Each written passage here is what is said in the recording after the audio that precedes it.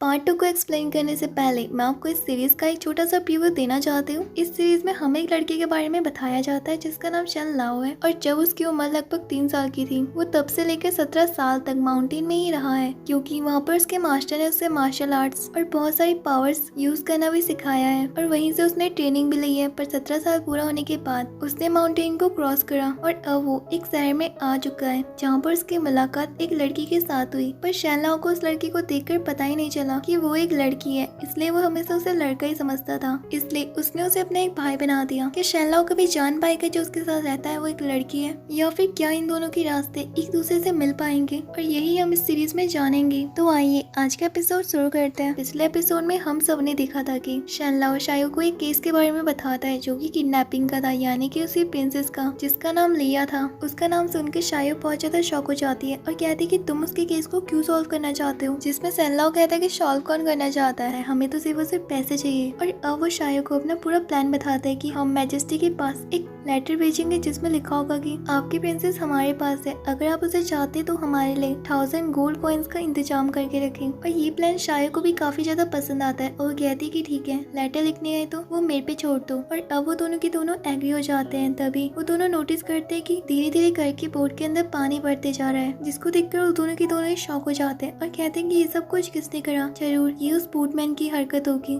लेकिन हम वापस कैसे जाएंगे। दूसरे सीन में हमें एक सेकंड क्राउन प्रिंस दिखाई देता है जिसके पास एक मैसेंजर आता है और वो सेकंड क्राउन प्रिंस को बताता है कि हमारे पास एक लेटर आया है जिसमें प्रिंसेस लेया के बारे में लिखा हुआ है कि उसे एक सीक्रेट ऑर्गेनाइजेशन ने किडनैप करके रखा हुआ है जिसका नाम डीवन फैक्शन है, और उनकी मांग ये है कि हम उन्हें 1000 सोने की मोहरें दें। जिसको सुनकर सेकंड क्राउन प्रिंस कहता है कि क्या उनके पास कोई सबूत है कि प्रिंसेस लिया उन्हीं के पास है, जिस पर मैसेंजर बताता है कि यस सर, इसमें जो राइटिंग लिखी हुई है वो प्रिंसेस लिया की है। और आप जानते हैं ना कि अभी भी चीट सील प्रिंसेस लिया के पास ही है, इसलिए जरूरी यही होगा कि हमें उनकी मांगे पूरी करना चाहिए। और अब हमारे पास सिर्फ और सिर्फ 2 ही घंटे बचे हैं, क्या आप परमिशन देंगे। जिस पर सेकंड प्रिंस कहता है कि जाओ, जो करना है वो करो। अब हमें रात का सीन दिखाया जाता है जहाँ पर क्राउन प्रिंस के कहने में 1000 सोने के सिक्कों को पेड़ के नीचे रख दिया जाता है और वहाँ की सिक्योरिटी भी बढ़ा दी जाती है कि जैसे ही किडनैपर पैसे लेने के लिए आएगा हम उसे अरेस्ट कर लेंगे। लेकिन बहुत ज्यादा समय बीत जाता है, अभी तक किडनैपर नहीं आया होता है, जिस पर सिपाही सोचते हैं कि जरूर वो हमारे साथ कोई चाल तो नहीं चल रहा है। तभी उनके पीछे से कोई चीज गुजरती है जिसको देखकर वो कहते हैं कि यहाँ पर कोई था। लेकिन तभी दूसरा सिपाही बताता है कि सर सामने देखिए वहाँ पर आग लग चुकी है और ये आग घोड़ों के घर में लगी है। तभी सारे घोड़े उन्हीं की तरफ पड़ने लग जाते हैं जो कि सीधा उसी पेड़ के सामने से गुजरते हैं जहाँ पर सोने के सिक्के रखे हुए थे, और उन सबकी आंखों के सामने किडनैपर उन कॉइन्स को भी लेकर चले जाता है, जिस पर उन सब का लीडर उन्हें ऑर्डर देता है कि वो जाकर उसे पकड़े। पर शन लाओ वहाँ से जैसे कैसे करके भाग रहा होता है, लेकिन थोड़ा आगे जाते ही शन लाओ के सामने एक सिपाही आ जाता है जो कि उससे लड़ने लग जाता है। लेकिन हम देखते हैं कि शन लाओ उसे चकमा देकर वहाँ से भाग जाता है, पर वो सिपाही भी उसका पीछा करता है और अब इन दोनों के बीच में फाइटिंग होती है जिसमें शन लाओ उसे हरा देता है और उसके सामने वही पोटली फेंक देता है और कहता है कि ये लो तुम्हारे सोने के सिक्के, और वहाँ से भाग जाता है। लेकिन तभी वहाँ पर दोनों साथी भी आ जाते हैं तो उससे पूछते हैं कि वो पैसे कहाँ हैं, जिस पर सिपाही कहता है कि देखो ये रहे। लेकिन वो कहता है कि ये तो सिर्फ पत्थर है, उसने तो हमें उल्लू बना दिया, जल्दी जाओ, हमें आज उसे पकड़ना ही होगा। दूसरे तो हम शन लाओ को देखते हैं जो कि भागते भागते बहुत दूर आ जाता है, लेकिन तभी भी उनका लीडर उसका पीछा नहीं छोड़ता है और उन दोनों के बीच में बहुत गजब की फाइटिंग होती है जिसमें हम देखते हैं कि शन लाओ जैसे कैसे करके उनके लीडर को भी हरा देता है और फिर वो भी वहाँ से चले जाता है। दूसरे तो हम शायो को देखते हैं जो कि एक गड्ढे के अंदर से बाहर आती है और कहती है कि फाइनली हमारा प्लान सक्सेसफुल रहा, मेरे को सोने की मोहरें मिल चुकी है। अच्छा हुआ कि हमने यहाँ पर अंडरग्राउंड बनाया हुआ था। लेकिन शन लाओ कहाँ गया, उसने तो कहा था कि काम खत्म होने के बाद हम दोनों यहाँ से चले जाएंगे, लगता है वो मुझे यहाँ पर अकेला छोड़ के भाग गया। दूसरी तरफ हम शन लाओ को देखते हैं जो कि मैजेस्टी के घर में आ जाता है, यानी कि उसी लड़की के घर में जो कि उन्हें पुल में मिली थी। उसके कमरे में पहुंचते वो देखते कि वहाँ पर बहुत ज्यादा अंधेरा था और वहाँ पर कोई भी नहीं था। लेकिन शन लाओ को तभी वहाँ पर वही लड़की दिखती है जिसको पकड़ के उसका मुंह बंद कर देता है और कहता है कि प्लीज चिल्लाना मत, मैं यहाँ पर कोई चोरी करने नहीं आया हूँ बल्कि तुमसे बात करने आया हूँ। हम देखते कि वो लड़की उसके साथ लड़ने लग जाती है और उन दोनों के बीच में फाइटिंग होने लग जाती है, और इस फाइटिंग में वो लड़की शन लाओ को नीचे गिरा देती है और फिर मोमबत्ती चला के रोशनी कर देती है। तभी शन लाओ खड़ा होता है और कहता है कि मैं यहाँ पर तुमसे कुछ कहने आया हूँ, मेरा मतलब है कि मैं तुम्हें यहाँ पर बाय कहने आया हूँ। नहीं नहीं, मुझे तुमसे कुछ और कहना है। लेकिन वो कुछ कहना ही पाता है और मैं यहाँ पर आपको बता दूं उस लड़की का नाम जीशिया है। तो जीशिया उसे कहती है कि आप हमारे घर में आए, इसका मतलब हमारे मेहमान हुए है ना, और हमारा घर आपका स्वागत करता है और हमारे मेहमान होने के नाते मैं आपकी खातिरदारी करना चाहती हूँ। और फिर जीशिया उसे हॉल में लेकर आ जाती है जहाँ पर वो दोनों की दोनों बैठ कर एक दूसरे से आपस में बातें करते हैं। तो जीशिया उससे उसका नाम पूछती है तो वो उसे अपना नाम शनलाओ बताता है। तभी शनलाओ को शायो की बात याद आती है कि उसने उससे क्या कहा था, काम खत्म होने के बाद मुझे तुम ब्रिज के सामने मिलना। लेकिन तभी वो सोचते हैं कि छोड़ो, 2 मिनट की तो बात है, इसके बाद मैं वहीं तो जा रहा हूँ। और तभी वहाँ पे तासी भी आ जाती है जो कि शनलाओ से चाय पीने के लिए कहती है। तो अब जीशिया भी उससे कहती है कि शर्माओ मत, पी लो। पर हम देखते हैं कि शनलाओ बहुत वियर्ड तरीके से उस चाय को पी लेता है और उसे वो चाय बिल्कुल भी पसंद नहीं आती है, क्योंकि शायद आज से पहले उसने ऐसी चाय पी नहीं होगी। लेकिन शनलाओ कहते हैं कि मुझे ये चीज बिल्कुल भी पसंद नहीं आई, जिसमें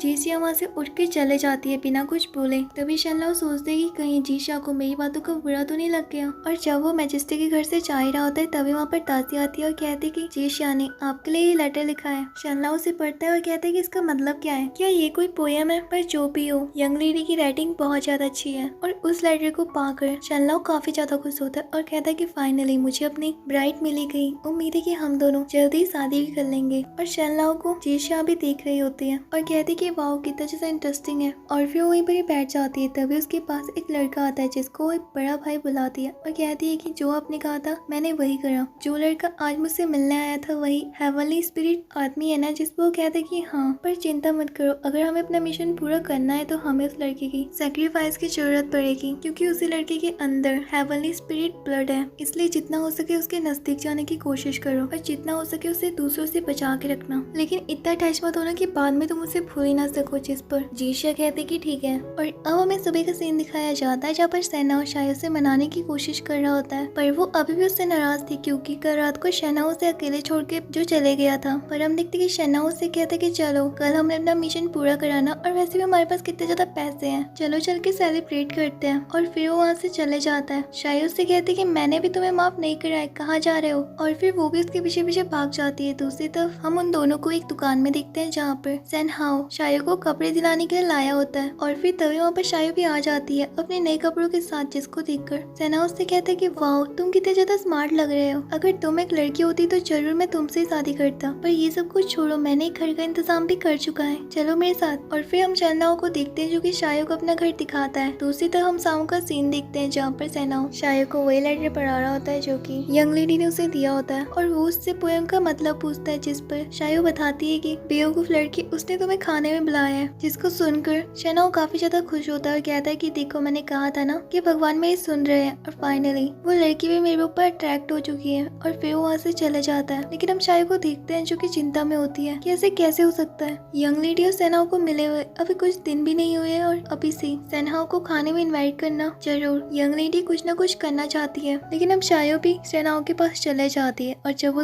दोनों पुल में होते तो सेनाओ उससे पहाड़ी की चोटी में एक जगह के बारे में पूछता है। और इसी के साथ आज की एक्सप्लेनेशन यहीं पर ही खत्म होती है। वीडियो को लाइक करके चैनल को सब्सक्राइब कर देना।